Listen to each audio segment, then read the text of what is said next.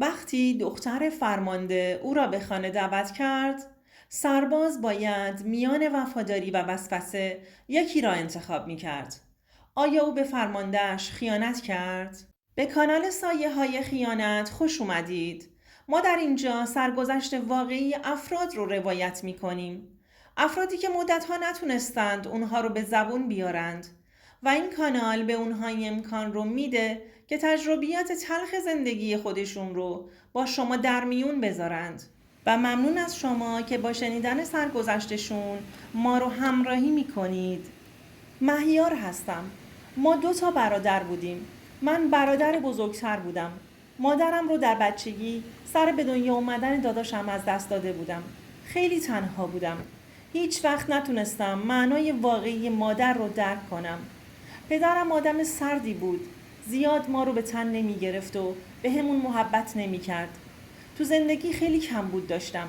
وقتی دوستام رو می دیدم که با عشق با مادراشون حرف می زنند، یه گوشه قصه می خوردم که خدا چرا مادر منو از من گرفت. از داداشم خوشم نمی اومد. همش تو دلم اونو مقصر مرگ مادرم می دونستم. اما هیچ وقت به روش نیاوردم. خودش می دونست بهش علاقه ای ندارم. از کارام و رفتارام متوجه می شد. هر وقت هم ازم دلیل رفتارام رو میپرسید جوابی به دست نمی آورد. ولی با اینکه دوستش نداشتم بیرون از خونه پشتش بودم و دلم نمیخواست کسی بهش آزار و اذیتی برسونه. به همه هم گفته بودم هر کس با داداشم بر بیفته خودم حسابشو میرسم. اما تو خونه باهاش خوب نبودم. گاهی اوقات خیلی دلم هوای مادرم رو میکرد و زار زار یه گوشه می نشستم و گریه می کردم. ولی دیگه این اتفاق توی زندگیم سایه انداخته بود. وقتی سنم چند سال از خدمت سربازی گذشته بود، پدرم بهم گفت که باید بری خدمت کنی تا بعدها راحت‌تر بتونی تو زندگیت هر کاری رو که میخوای انجام بدی. مدرک پایان خدمتت تو همه چی به کارت میاد. من آدم ورزشکاری بودم و خیلی به خودم و هیکلم اهمیت میدادم. توی فروشگاه فسفوتی هم کار میکردم. اما وقتی که پدرم به همین پیشنهاد رو داد، خودم هم رفتم تو فکر و در نهایت تصمیمم رو گرفتم. فردای اون روز رفتم دفترچه اعزامم رو پست کردم و همه کارهاش رو انجام دادم. حدوداً 2 ماهی گذشت که برام پیامک اومد. منم رفتم ببینم که کجا برای اعزام افتادم. خلاصه مکان خدمتم برای آموزشی مشخص شد و تا چشم به هم زدم 2 ماه آموزشیم رو تموم کردم و بعدش هم ما رو تقسیم بندی کردند که هر کدوم در چه شهرهایی باید خدمتمون رو تموم کنیم. من هم یکی از همین شهرها قسمتم شد. فرمانده خیلی خوبی داشتیم. برعکس فرمانده های دیگه که بد اخلاق بودند، فرمانده ما عالی بود. با بچه ها دوست بود. سعی می کرد به مشکلات بچه ها رسیدگی کنه. مرد فوق‌العاده مهربونی بود. از پدرم بیشتر دوستش داشتم. یه روز همه بچه ها رو به صف کرد و گفت که میخوام بینتون یه مسابقه برقرار کنم. هر کدومتون که توی این مسابقه برنده شدید باید در نهایت با خودم مسابقه بدید. بچه ها همه شوکه شده بودند که چه مسابقه‌ای میتونه باشه. فرمانده گفت قیافه هاتون چرا تو هم رفته؟ نترسید. مسابقه خاصی نیست. باید بار فیکس برید. هر کدومتون برنده شد باید در نهایت با خودم مسابقه بده. از اونجایی که بدن من آمادگی ورزش رو داشت، مطمئن بودم که برنده این مسابقه خودم هستم. خلاصه بچه ها جفت جفت با هم مسابقه دادند. برنده ها می رفتند یه طرف، بازنده ها هم کلن از بازی بیرون می رفتند. حس خوبی بود. من هر بار با هر کس می افتادم در نهایت برنده من بودم. به خودم مغرور شده بودم. آخه تو باشگاه وزن زیاد می زدم. به خاطر همین ساعد و مچ و بازوهام قوی بودند. می تونستم دووم بیارم. تا اینکه من نفر اول برنده ها شدم. فرماندم گفت خب آقا مهیار گل، برنده شدی. از کدوم ولایت هستی؟ وقتی کامل خودم رو براش معرفی کردم بهم گفت حالا خسته ای؟ از همه هم که برنده شدی.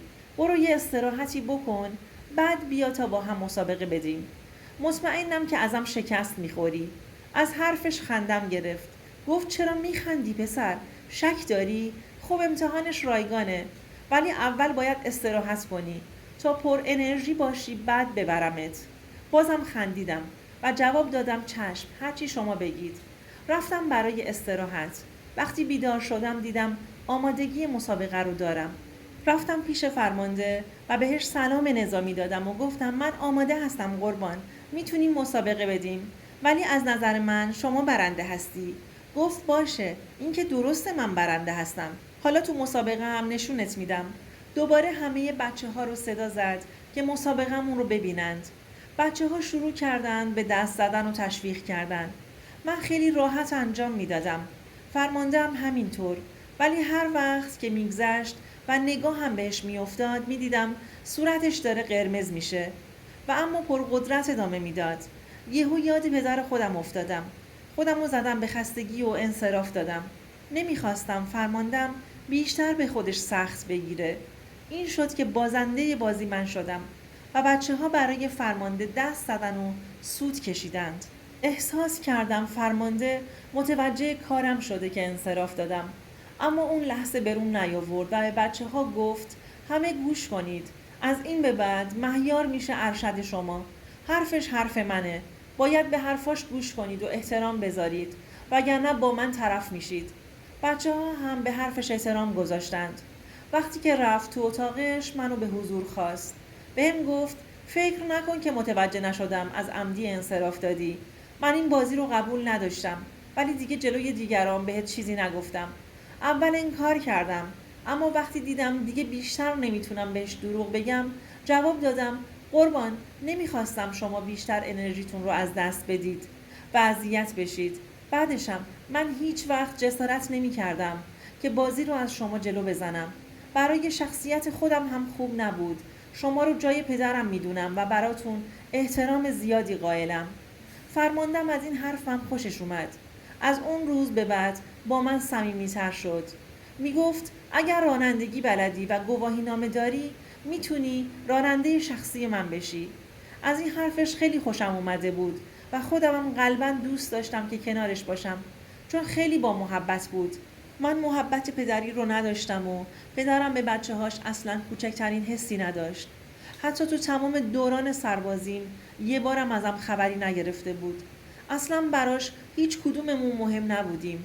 نه من نه برادرم. به خاطر همین به فرماندم خیلی وابسته شده بودم و خیلی دوستش داشتم. چند ماهی گذشت و من فرماندم اون رو به خونه میرسوندم و برش میگردوندم. فرمانده یه دختر داشت که از همسرش جدا شده بود و با پدرش اینا زندگی میکرد. البته من بعدها متوجه این قضیه شدم. فرماندم خودش بهم گفته بود وقتی که خیلی باهام صمیمی شده بود. با من درد و دل میکرد. خیلی زن جذابی بود. گاهی اوقات که میرفتم دنبال فرماندم خودش در و برام باز میکرد. من همیشه گوشی موبایلم همراه هم بود. فرمانده به هم این اجازه رو داده بود تا بتونم راحت‌تر باهاش در تماس باشم که چه ساعت‌هایی دنبالش برم و چه ساعت‌هایی نه. ولی همیشه میگفت که جلوی بچه‌ها گوشیت رو در نیار که یه وقت فکر نکنن تبعیض قائل شدم. دلم نمیخواد که از دستم ناراحت بشند. منم هر کاری که ازم میخواست انجامش میدادم. اونم به خاطر همین اخلاقم خیلی دوستم داشت. یه روز که باید میرفتم دنبال فرمانده تا از خونه بیارمش پادگان دیدم گوشیم زنگ میخوره. اما شماره ناشناس بود. وقتی جواب دادم دیدم دخترش بهم زنگ زده. تعجب کردم که شماره منو از کجا آورده. بعد متوجه شدم که از گوشی پدرش برداشته. بهم گفت که بابا یه مقدار دیرتر میاد بیرون. شما هم نیم ساعت دیرتر بیاید دنبالش. منم گفتم چشم. ولی بهم گفت لطفاً به بابا نگید که من بهتون زنگ زدم. بدون اینکه ازش بپرسم چرا جواب دادم حتما نمیگم بهشون. بعد از نیم ساعت که رفتم دنبالش دیدم فرمانده حال خوبی نداره. وقتی ازش حالش رو جویا شدم گفت که پدرش ناخوش احواله و باید خودشو به شهرستان برسونه. از اینکه فرمانده رو چند روز پادگان نداشتیم حالم گرفته شد. انگار داشتم یه چیزی رو گم می‌کردم. وقتی به ترمینال رسوندمش و باهاش خداحافظی کردم ازم خواست که مراقب خانوادش باشم. منم اطاعت کردم. از چند ساعت بعد تماس‌های دخترش شروع شد و هر بار به بهانه نبود پدرش میگفت که بابا نیست، میخوام فلان کار رو انجام بدم. شما میتونید کمکم کنید؟ منم اطاعت میکردم.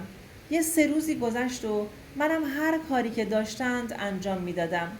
روزی که خانم فرمانده نبود دخترش دوباره تماس گرفت و گفت که شیر آب خونه خراب شده. اگر میتونم درستش کنم برم و انجامش بدم. منم که زیر دین فرمانده بودم، هر کاری که از دستم برمی اومد برای خانواده‌اش میخواستم انجام بدم.